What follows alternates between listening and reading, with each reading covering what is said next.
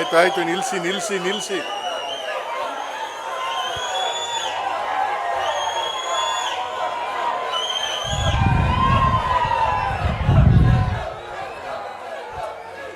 ಶಶಿ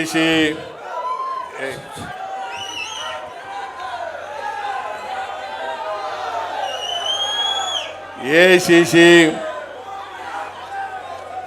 ಪ್ರಧಾನ ಕಾರ್ಯದರ್ಶಿಗಳು, ಕರ್ನಾಟಕ ರಾಜ್ಯದ ಉಸ್ತುವಾರಿಗಳು ಆದಂಥ ಶ್ರೀ ಸುರ್ಜೇವಾಲಾ ಅವರೇ, ಎಸಿಸಿ ಕಾರ್ಯದರ್ಶಿಗಳಾದಂಥ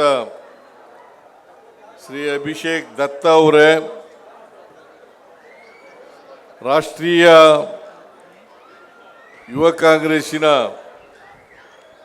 ಅಧ್ಯಕ್ಷರಾದಂಥ ಶ್ರೀ ಉದಯ್ ಭಾನು ಅವರೇ, ರಾಜ್ಯ ಯುವ ಕಾಂಗ್ರೆಸ್ಸಿನ ಅಧ್ಯಕ್ಷರಾದಂಥ ಶ್ರೀ ಮಂಜುನಾಥ್ ಗೌಡ ಅವರೇ, ನನ್ನ ಎಲ್ಲ ಈ ಸಭೆಯಲ್ಲಿ ಭಾಗವಹಿಸಿರ್ತಕ್ಕಂಥ ಸಚಿವ ಸಹೋದ್ಯೋಗಿ ಮಿತ್ರರೇ, ಶಾಸಕ ಮಿತ್ರರೇ, ಮಾಜಿ ಶಾಸಕರುಗಳೇ, ಮಾಜಿ ಲೋಕಸಭಾ ಸದಸ್ಯರೇ, ಇಲ್ಲಿ ಈ ಸಭೆಯಲ್ಲಿ ಭಾಗವಹಿಸಿರ್ತಕ್ಕಂಥ ಕಾಂಗ್ರೆಸ್ಸಿನ ಎಲ್ಲ ಮುಖಂಡರುಗಳೇ, ಯುವ ಕಾಂಗ್ರೆಸ್ಸಿನ ಎಲ್ಲ ಆತ್ಮೀಯ ಮುಖಂಡರುಗಳೇ, ಕಾರ್ಯಕರ್ತ ಬಂಧುಗಳೇ, ತಾಯಂದಿರೇ, ಮಾಧ್ಯಮದ ಸ್ನೇಹಿತರೆ, ಇವತ್ತು ರಾಜ್ಯ ಯುವ ಕಾಂಗ್ರೆಸ್ಸಿನ ವತಿಯಿಂದ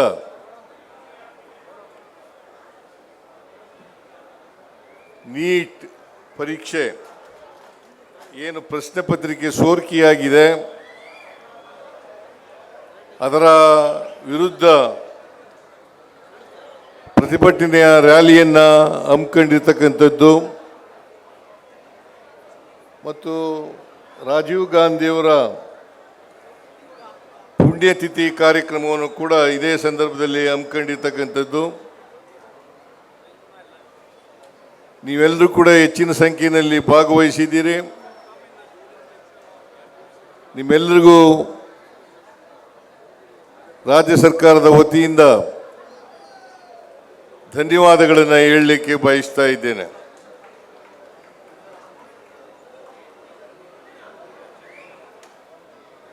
ನೀಟ್ ಪರೀಕ್ಷೆ ಪ್ರಶ್ನೆ ಪತ್ರಿಕೆ ಈಗ ಸೋರಿಕೆಯಾಗಿದೆ.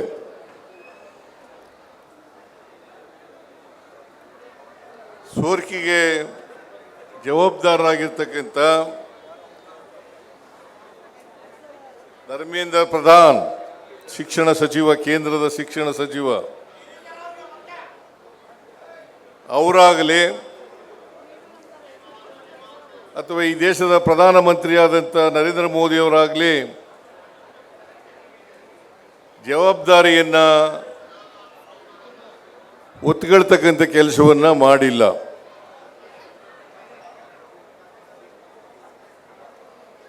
ಧರ್ಮೇಂದ್ರ ಪ್ರಧಾನ್ ಅವರು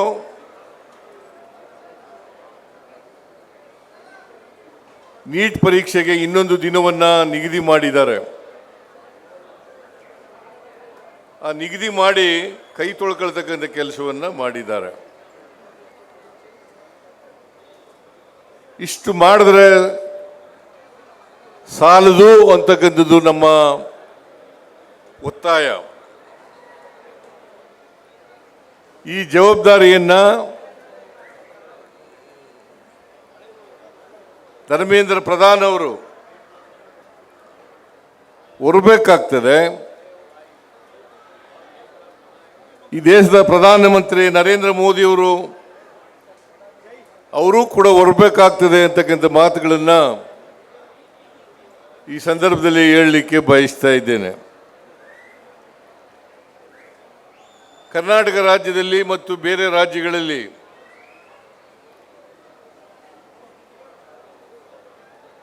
ಮೆಡಿಕಲ್ ಅಡ್ಮಿಷನ್ಸ್ ಬಯಸ್ತಕ್ಕಂಥ ವಿದ್ಯಾರ್ಥಿಗಳಿಗೆ CET ಪರೀಕ್ಷೆ ನಡೀತಾ ಇತ್ತು. ಅದು ಬಹಳ ಪಾರದರ್ಶಕವಾಗಿ ನಡೀತಾ ಇತ್ತು ಅಂತಕ್ಕಂಥದ್ದನ್ನು ತಾವು ಅರ್ಥ ಮಾಡ್ಕೋಬೇಕಾಗ್ತದೆ. ನರೇಂದ್ರ ಮೋದಿಯವರು 2014ರಲ್ಲಿ ಪ್ರಧಾನಮಂತ್ರಿ ಆದಮೇಲೆ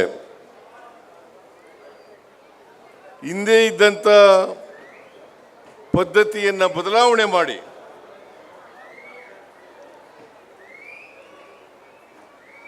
ಎರಡು 2016ರಲ್ಲಿ ನೀಟ್ ಪದ್ಧತಿಯನ್ನು ಜಾರಿಗೆ ತಗೊಬಂದರು. ಈ ಜಾರಿಗೆ ಬಂದು 10 ವರ್ಷಗಳಾಯಿತು. 10 ವರ್ಷಗಳಲ್ಲಿ 5 ಬಾರಿ ಪ್ರಶ್ನೆ ಪತ್ರಿಕೆ ಸೋರಿಕೆಯಾಗಿದೆ. ಇದೇ ಮೊದಲಲ್ಲ, 5 ಬಾರಿ ಪ್ರಶ್ನೆ ಪತ್ರಿಕೆ ಸೋರಿಕೆಯಾಗಿದೆ. ನೀಟ್ ಪರೀಕ್ಷೆ ಬರೀಬೇಕಾದ್ರೆ ವಿದ್ಯಾರ್ಥಿಗಳು 1 ವರ್ಷ ಕಾಲದಿಂದ ತಯಾರಿ ಮಾಡ್ಕೊಂಡಿರ್ತಾರೆ. 1 ವರ್ಷ ಕಾಲದಿಂದ ತಯಾರಿ ಮಾಡ್ಕೊಂಡಿರ್ತಾರೆ.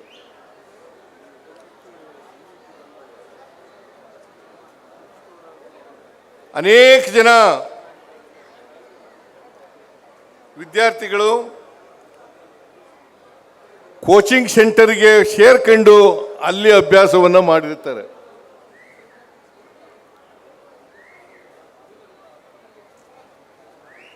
ಸಾವಿರಾರು ರೂಪಾಯಿಗಳನ್ನು ಖರ್ಚು ಮಾಡಿರ್ತಾರೆ. ಇದರಲ್ಲೂ ಕೂಡ ಯಾವ ವಿದ್ಯಾರ್ಥಿಗೆ ಹಣ ಇರ್ತದೆ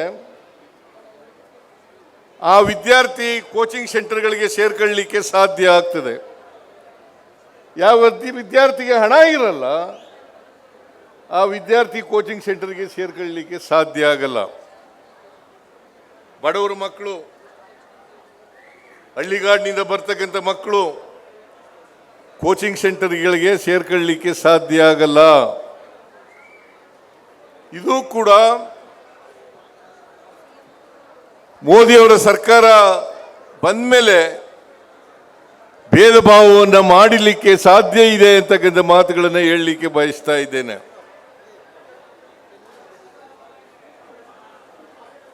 ನರೇಂದ್ರ ಮೋದಿಯವರು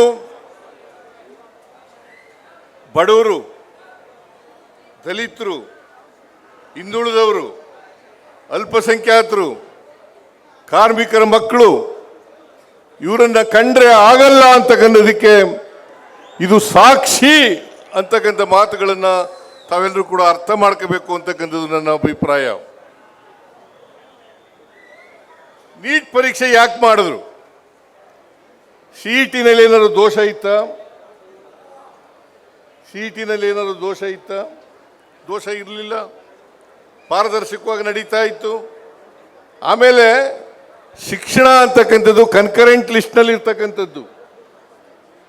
ಶಿಕ್ಷಣ ಕನ್ಕರೆಂಟ್ ಲಿಸ್ಟ್ನಲ್ಲಿ ಇರ್ತಕ್ಕಂಥದ್ದು. ಮಾತೆತ್ತಿದ್ರೆ ನರೇಂದ್ರ ಮೋದಿ ಅವರು ಹೇಳ್ತಾರೆ, ಮಾತೆತ್ತಿದ್ರೆ ನರೇಂದ್ರ ಮೋದಿ ಕೋಆಪರೇಟಿವ್ ಫೆಡರಲಿಸಮ್ ಅಂತ ಹೇಳ್ತಾರೆ. ಈ ಫೆಡರಲಿಸಮ್ಗೆ ಅರ್ಥನೇ ಇವತ್ತು ಹೊರಟೋಗ್ಬಿಟ್ಟಿದೆ. ಒಕ್ಕೂಟದ ವ್ಯವಸ್ಥೆಯಲ್ಲಿ ಆಯಾ ರಾಜ್ಯಗಳಿಗೆ ಬಿಡಬೇಕು, ಅದನ್ನು ಬಿಟ್ಟು ಕೇಂದ್ರೀಕರಿಸ್ತಕ್ಕಂಥ